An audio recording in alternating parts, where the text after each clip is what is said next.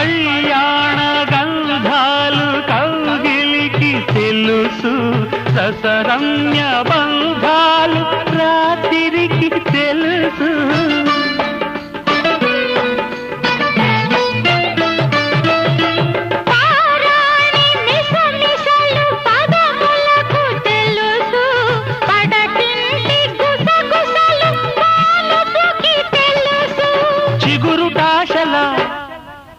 చిలిపి చేతలు పసిడి బుగ్గల పలకరింపులు పడుచు జంటకే తెలుసు.